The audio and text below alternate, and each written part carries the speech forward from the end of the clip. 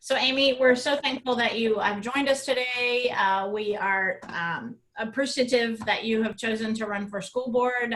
Any civic-minded people choosing to run for office is a good thing and something we want to reward and recognize. And so we are going to be recording this. We shoot for about 15 minutes. We've got about 3 to 4 questions that we hope to get in that 15-minute time frame. And we're doing 15 minutes because they are recorded, and we hope to post them on our website and want to make sure that people can pay attention for that long. So awesome. Great. All right. I know this year with COVID, obviously not having an opportunity to get out there with everybody, this is definitely amazing that you guys are doing this. So, well, good. So good. All right. Well, I'm going to turn it over to Tara, and she's going to dive in, and we'll keep going from there. We'll just chat about a few things, but I'm going to start off with, probably the obvious question. Significant budget tightening is going to happen with our schools, and I'd love to hear your thoughts on which things most need to be protected or better resourced, and whatever insight you have on where some contractions might have to be made. So for sure, I did get I sent a teacher survey out, which I've had over 200 teachers respond at this point. I sent a Google survey out, and it's been incredible to be able to be in touch with that many teachers already. Obviously, hearing their major concerns in this survey, I asked them to identify the 10 most things that teachers are fighting in their classroom right now, what their major issues are. The first issue that they had is just teacher morale in general, and then being held accountable for things that are outside their control. And obviously budgetary cuts, we're talking about affecting the things that teachers are most concerned about for their student outcomes. And so obviously owning, 2 very successful businesses, having nearly 100 employees myself, and due to COVID, having to learn to adapt quickly, to make quick decisions, being able to look at an entire organization and say, okay, we're going to have to look at this in a whole new way. We're going to have to look outside the box, and we're going to have to fix things as quickly and as efficiently as we can, given the scenarios that we're under. And that takes leadership. It takes not being afraid to necessarily, you hope you make the right decisions, but in many cases, it's just jumping in there and making those hard decisions. And so having to have done that myself in my own multi-million-dollar companies, it is something that I have a very unique skill set, I believe, bringing to the school board. I'm not sure if anybody else, I don't think anybody else currently on there is a small to medium-sized business. So it's definitely something that my skill set is particularly unique. So one of the things that definitely needs to be held most sacred, teachers are struggling so much already with classroom sizes. I heard a story just the other day, another teacher emailed me, even post-COVID, their classrooms were too large, and her classroom is actually bigger than it was last year. And it's things like that we have to find other ways other than putting this on the backs of teachers. So for me, the sacred things that you don't touch is the number of kids in a classroom. And if anything, we've got to find a way, even post-COVID, to still continue to do that better. Great. Well, thank you. I know I always say the most important thing in local government service is being able to count. And management resources is going to be huge. Yes, clearly can count. So one of the things that the business committee has been paying a lot of attention to lately is overall educational attainment, because there's so much correlation between educational attainment and the ability to earn a good living and take care of your family and contribute to the economy. And we know that high school graduation rates need to keep pushing up, and that credentials are going to be important. If you could kind of rewrite what you know so far about the education and workforce programs in this state, are there things that you would want to keep or change to work toward this better circumstance as far as credentialing and being prepared beyond just getting that high school diploma? For sure. And obviously, been looking at the chamber priorities for 2020. One of your guys' most important things of your policies is the fortifying our talent. So that's not only, of course, obviously the chamber looks at bringing in, we bring these large companies in, but specifically, how do we fortify our own talent, our students that are graduating from EVSC? And again, as a small business employer, seeing kids coming out into the workplace, making sure that they're adept, they're able to make good decisions, all those different things. And so Continuing all of our, and I think Evansville, this is one of the positives that we have, being able to connect our higher learning into our high schools, making sure that we've got that connectivity piece. It's essential. Obviously, looking at the success of Stone Medical, seeing when we combine forces together, in that case, literally different higher ed organizations, we need to be doing that with inside of our own EVSC as well, and making sure students have real life opportunities. They've got opportunities out in the business world. They've got opportunities out in the trades world. I think obviously our trades program is amazing. Being able to build a VOTEC school is a huge step in that right direction. I know that they were, I was actually just talking to some of the guys in the labor unions, and they were talking about the program of getting the high school kids, and they're immediately like $15 an hour, their insurance kicks in, you know, all of those kinds of programs. It's not just kids to college, which is a huge piece. Obviously we need our kids, we need a well-educated base. We also need a base that's ready for business, right? I know they were talking about at one point, we were gonna be 500 union workers short of the building trades that, you know, all the building that's going on down here. So for me, it's all of those pieces. It's not just high school to college, it's high school to trades. And even things, you know, kids going to,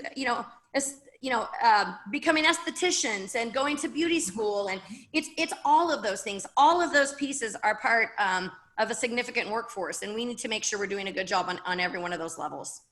Well, I think your description is great. It's kind of high school to something, but there has to be a something. Yes, high school to something. I agree with that. I'm seeing a new t-shirt here. So another part of the Chamber's priorities and conversations that we've been having with United Way and others have to do with how we help move significant portions of our community out of poverty. And EVSC ends up being a very significant partner in the whole social service system, some by intent, some by default, but probably there's some opportunities to make changes in the program delivery to help make this a more sustainable environment for families and individual students so they can participate in this whole career path that we're talking about. Have any thoughts Absolutely. on that? Yes, and so, obviously another one of your guys' priorities for 2020 is strengthen community health. The best way we can strengthen our community's health is making sure our kids are in the best position for success. There is a wonderful program that piloted last year, and I've actually been doing some research on school corporations that have implemented, and it's called Wraparound. And it's basically just the visual you get wrapping around our students and families, not just students. We also realize part of key success for kids is making sure that their families are in better positions. And making sure that they've got social services, that we've got connections for families immediately, whether those are counseling services or actual medical services, even as things, the dental mobile clinic, making sure kids, you can't, if you've got cavities and you're rotting your teeth out, it's going to be really hard to focus on school. And so for me, I think holistically looking at a whole child and all the pieces, and again, that this wraparound program that we were able to start last year, being able to find funding to continue that. Again, for me, and seeing over the years, making Franklin Street grow and being a part of that, it's not one single thing that happens. It's making sure, again, all those connections. There are so many bright people in this community, and sometimes it's simple as putting the two best minds in the same room together that maybe didn't know each other before. And so I think another very unique skill set I have is that connectivity and that networking and making sure we put the best and the brightest together to help solve these problems. And I'm such a firm believer, we don't need to reinvent the wheel. We don't need to make a new wheel. We don't need to buy a wheel. Find how other communities have taken the wheels they've got and made a much better vehicle. And so I am, even with some of the parking stuff on Franklin Street, I kept beating, why don't we look what Bloomington does? Why don't we look at Indy's policy? We don't need to do this from scratch. Let's see what other communities have done that it's doing better than us. And so I think this is another one of those examples. There are much larger school corporations than ours that have done a tremendous job in making sure the wellness of their community, starting from in our schools. And I think we can do better at that. Well, I believe in rob and duplicate too. R&D is the best way to get things done. I am. I'm the queen of it. I was like, what? We don't need to reinvent this whole thing. Somebody else has done it better already for us. So I want to make sure that we have time to hear from you about what your biggest issue is that you want to champion, why you decided to run. I don't want to put something out for our constituents without you taking a little time to speak to that. So the floor is yours. Absolutely. So being a school teacher, you know, many know now, but I started my career as a school teacher. I was in EVSC, I taught science. My mom, my stepmom, my dad, everyone is teachers in our family. So I come from a long line of educators. So a passion of mine for kids is nothing new. And even a vast majority of the events we plan on Franklin Street have been kid-based. In many ways, having as many employees I do in the age bracket they are, it's continually teaching every day. So even when I left teaching, it wasn't like I fully left. A lot of those skill sets are totally transferable.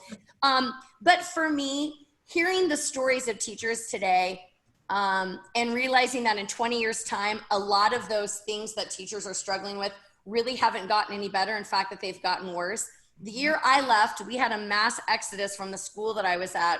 And everyone went on to do really, really big things. And it was an unfortunate for a school corporation that we had so many people that left. And I don't want to keep seeing that happen. I want to make sure that our kids have access to the most, you know, the best and brightest teachers that are fully supported in all possible ways, because they're a linchpin piece. Our kids can't achieve without that person that's in the room with them, that is happy, that is content, that is supported in all ways. And so, again, knowing that passion was there for me, and just seeing some issues that I know that my skill set would be particularly well used in that, and being a community champion and realizing this is a next good step for me.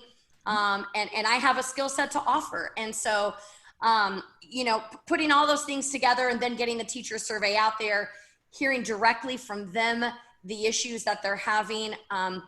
If there's one thing that people can count on me is being a loud voice when things need to be fixed, might be my best skill set. So, knowing that once I get determined to fix something, we're going to find a way to fix it. And that's why I'm here. Well, that's really a great summary. And I think that, the work you've done in this community is certainly impactful, and the Chamber wishes you the best. We're thrilled that you decided to step out there and participate.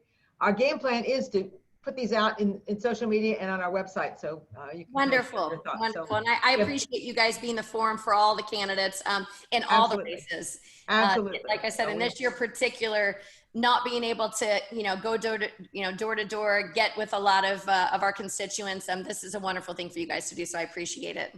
Well, I would wrap by saying, if nothing else, COVID has taught us to be somewhat useful in these new forms of communication, and it's shown a light on how important the school system is to our community, not just in the education space, but in the management of social service. So I think that the things that we're interested in as a business community really are very much supported by having a great school system. So we know how important this role is, and it is. We wish you the best. Guys,